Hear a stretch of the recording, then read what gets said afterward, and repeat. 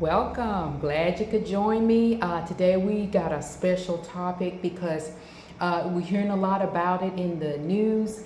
It's about that 3-eye atlas, the interstellar object that's coming. And the Most High wanted me to speak to you, His people, concerning this situation, to bring you up to speed what is about to unfold. Okay, so the interstellar object MI Atlas is America's destiny. It's true rulers. So I'm going to give a list of quick little things off and let you know so you know what it's about. It's not an object, it's a hybrid space mission, a craft, coming to our solar system to rendezvous with Earth. Aboard are high-ranking creatures, hybrid humans, and weapons. It will stop. It will not continue on its trajectory. It will make initial contact, requesting to enter Earth's atmosphere. At first, the rulers of America, they will not allow them to come in. They will say no. However, using satellite transmissions, communicating with them, getting a visual of, tall whites, basically these are the, first ones, they'll say yes, eventually, our people. And even though the CIA and Pentagon have known and worked with these for years, it's going to be set up to look like the first contact for the people's sake, so that the people won't get, out of hand.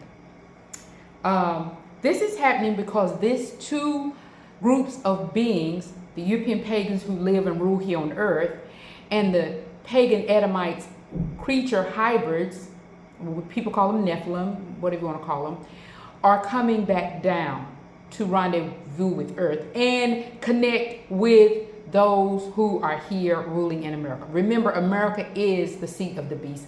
It is Satan's throne, the dragon. And so it has been built up for that. So we're just going to give out the little topics and then we're going to come back and sort of work with what's going on. This is not a carbon-based planet that's coming. It's not like a rock or, what they're trying to say is a meteor or whatever they're saying. That's not what it is. And they spotted it, they say, coming from the constellation Sagittarius, but however, it's coming from Sirius. I call it Sirius, Canis Majoris. That's the other constellation. That's where it's originating from. They have a much larger hub there. This is just a smaller one coming. This 3-eye Atlas spacecraft is bringing the alien host of the ancient DNA-based Edomites home. A type of family reunion. Yes, you heard right. But not a good one. In 2023, they started preparing for all of this. They sent down other, more or less, workers to set things up. And that's why you saw some things happening in 2023. I did another video. I'm going to put the links down in the description box so you can bring yourself up to speed about what's happening. Okay. They will act benevolent at first to gain the trust of the masses through our politicians and the higher-ups. Of course, that's how it works. Then later, they will reveal their true motives. Their hybrid minions will later also emerge. We're talking about, when we say minion, we're talking about hybrid creatures. We're talking about werewolves. We're talking about satyr beings. I know it sounds fantastic, but this is what's going to happen. I'm going to explain to you later. This is why the Bible says after Babylon falls, there will be all kinds of evil birds, demons, satyrs calling to each other in the haunts. Okay, now, you can read that in Revelation 18, verse 2. You can read that in Isaiah 13, verse 21. You can read that in Isaiah 34, verse 14. We're going to read that right now. Only one of those. You can read the other two on your own so we can get through this. Isaiah 34, verse 14, it says, "Wildcats will meet hyenas there. The satyrs will call to each other. There too will Lilia take cover, seeking rest. The viper will nest and lay eggs there, will brood and hatch its eggs. Kites will gather there and make it their meeting place. Search in the book of Yahweh Most High and read. Not one of these is missing, for his mouth has ordained it, and his spirit has brought them together. He has drawn lots for the share of each. His hand has divided the land, talking about Babylon, with the line. They shall possess it forever and live their age after age. So notice how it said Lilith would be there. Now Lilith is the spirit of Babylon. She's the whore. She lived thousands of years ago in the first Babylon. And according to record, she was a blood baby killing vampire human hybrid creature. And so this Lilith is going to be there too. But how is she going to, what is she doing there? Looking for rest. Now, so as I just gave you those verses, you need to check those out because it makes you understand. Oh, I see. These creatures that are in, the Bermuda Triangle, in a deep nest, God calls whole cities down there of them, in Nevada, in the desert. And these coming in on these ships started coming in 2023, captured on police video cam. Like I said, I'm going to put the links to these videos I tried to share with you months ago that God was preparing you, helping you to get understanding. So then all of these are going to be the ones that after Babylon falls, it's going to be taking over the place. Makes sense, right? Okay. So we read all the time in Matthew 24, verse 20 through 22, how as in the days of Noah. And we read it and we blow right past it because we have been listening to these seminary taught preachers tell us that, there was just so many sinful people. Yeah, there was a few giants, but the reason the flood came was because so much sin. No. That's not true. If you dig a little deeper and read some ancient texts, it was Cain, the other giants, hybrids, and it was satyrs, all kind of creatures who tormented them day and night. They couldn't go out and walk through the woods. They were half beasts, half goat, half man running around. All of these things that they tell you were Greek myths, no, they were not myths. Look in the book of Enoch. It will tell you the fallen angels did not just commingle and have sex with female humans. They commingle with all kind of animals, donkeys, goats, everything their twisted mind thought up, they did. So what does that mean then when it says, as in the days of Noah, so it would be again? That means just what it says in Isaiah. These creatures are going to emerge. They're going to start coming out. They're going to take over. And then when it finally does fall, that'll be their habitation. Either humans, most of them will been exterminated, fled the scene. Hopefully God's chosen people, like it says, the remnant, flee, run. Yeah, you're going to run then. When you see all of that, you're going to run. I guarantee it. That's one thing black people get to do. They can run. Okay, putting joke aside. That's not funny. Okay, so this time will be worse than even the time of Noah. And it says it in Matthew 24, verse 20, 22. But how can it be worse? If that was what was going on, you had hybrid beasts, minotaurs, and all kind of half creatures. How can it be worse? I'm going to tell you how it can be worse. It will be worse because the hybrids have purposely undermined and destabilized America biologically. And those that live in America, and we already know about the shot, but don't forget the food and the water. They were basically, we always hear about people saying the water is tainted, the food is tainted. Why does America do their people this way? Because it was all a setup to undermine your physical. And I said, well, Lord, how does that play into, the mind of thinking? He said, when you toxify the body, you toxify the mind. You can't think clear when your body is full of toxins and poisons, leads and heavy metals. And then, of course, we got the COVID shot, which you know what that's about. Okay, so the electromagnetic, and so next, the things it's compromising us, or the people, I'm not there anymore, is the RFI, the 5G pathway towers. I call it pathway because those towers weren't to make your phone faster. Those towers were to be able to make you into a transmitter and a receiver, you physically, so that they can speak to you subconsciously. You think it's your thoughts, or you think, well, what's going on in my head? once they turn all of this stuff on, you see, you're compromised, and it's going to be hard to fight back. Okay, so the toxic food, the water, it was all part of the takeover, all part of it. So you got these electromagnetic weapons will be used to control the people, locked down to be less resistant. Cell towers emit mind crowd control. It's going to be used. They've already been testing and putting it out on the internet. So you know it's that away. With mind-altering suggestions. You know how sometimes things come in your mind, you're like, oh, no, I don't think I'll think about that. Well, when this thing gets turned on, you're not going to have the option to like, I don't want to think about it now. It's going to be coming so fast, bombarding your mind, that it's hard to think clearly about what you should do. And the other thing, what I just mentioned a while ago, you know, the Satan spit, the little, you know, the fangs injected back here a few years back, that's going to be like a plug and play. I'm going to try to explain this real quick. For those who have that self-assembling mechanisms within themselves, it's going to be like a plug and play. Once they turn this thing on that controls the center of people, they're going to change. They're going to be different. And if you've got relatives and you didn't take the, you know, Satan's fangs, you're going to become enemies. You know, you saw a little bit of that in the beginning, but the switch hasn't been switched yet, the automatic switch.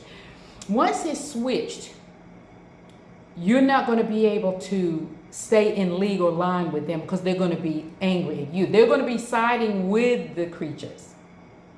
And so it's not even going to be wise. And remember this if you don't remember nothing else. Don't go around telling people that you didn't take the jab. Don't go around telling people that. It's not going to be a good idea. You don't want anybody to know that. Okay. And for those people, it's going to be hard for them not to submit. It's not just them saying, oh, I don't want to. It's going to be hard for them not to submit. The ones that took it, it's going to be hard. So it's best, you basically going to have to, you know, separate. Now, it will all make it hard to make rational decisions. It'll make it hard. After a type of lockdown, for whatever reason, escape will be even harder.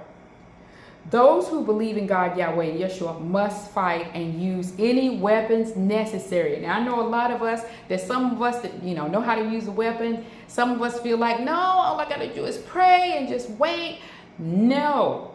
You better start lining up right now, getting you some kind of weapon. I saw a video the other day. This lady was just crying. She said she had a dream, and you could tell she was sincere. And I could feel in her spirit she saw certain things. And she said in this dream, she's a black lady.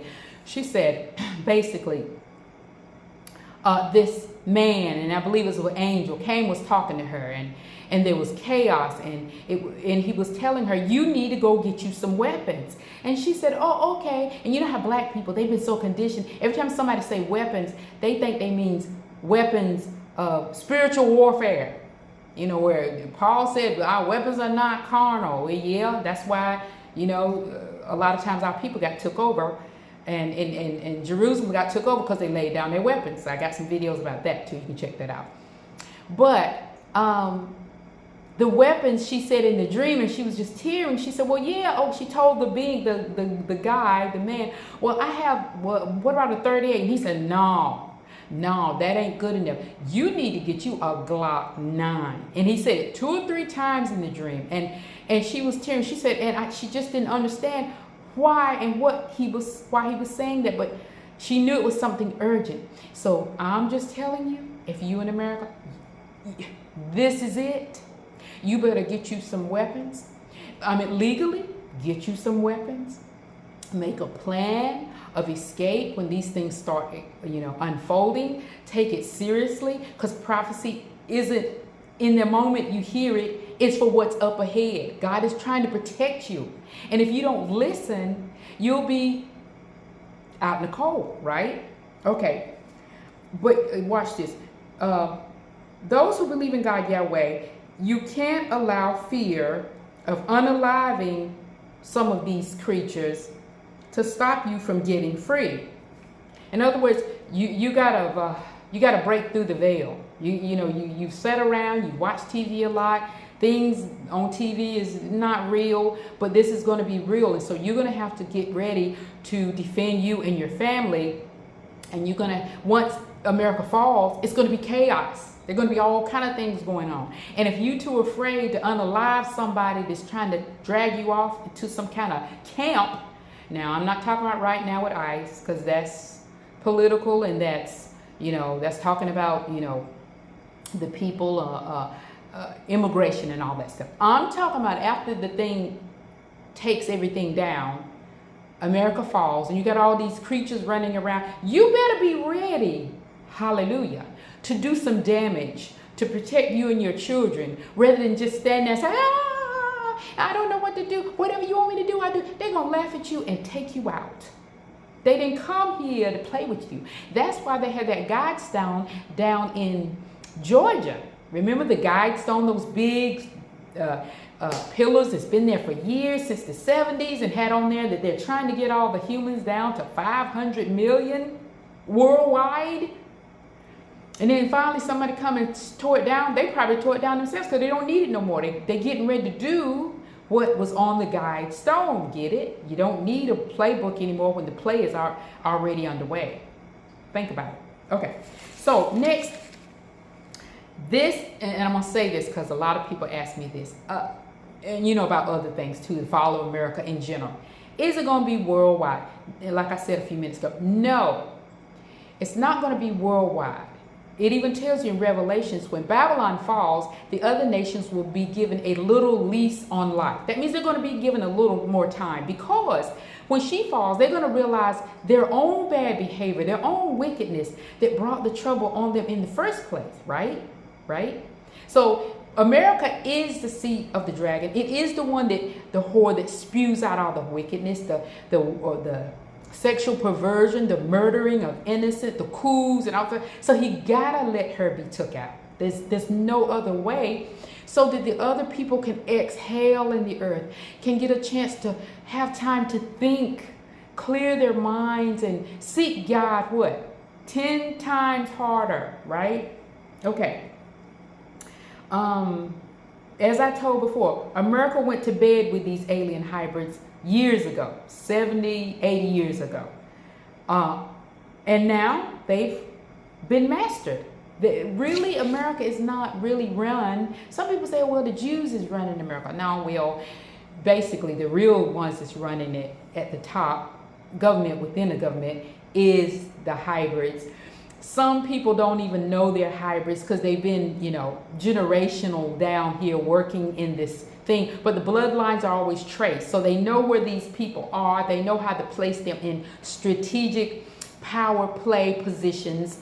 And if you notice, most of the presidents, 6'1", 6'2", 6'3", what's up with that? The margin for a president being that, they're not that many, and most of them being 6'1", 6'2", 6'3". Think on that for a little while. Sin always looks interesting until it's time to pay. So America went to bed with these, these creatures, basically went in with them, making deals, letting them come, getting technology. How can we go from 150 years ago, people are riding in a wagon, and now we're flying in jets, and we got cell phones and all this stuff. That didn't just happen on its own. There was help. Okay, that should wake you up right then. So when I say went to bed, that means they traded humans for technology so that they could look smart and intelligent and all this stuff. And now it's time to pay. Time to pay. When you serve Satan, you're going to have to pay him something back. We all know that. Okay, they could not resist the fallen ones. The same thing happened 2 or 3 times over. The Romans, the Greeks, they could not resist the fallen ones. And that's how you get into this last situation. But this is the last one. It won't be another. The war has begun between Yahweh Most High and his sons, his angels and forces, and between them. And that's really what they're doing. They're coming into Babylon because that's going to be their base, more or less, to prepare for this great apocalyptic war, the showdown. All right.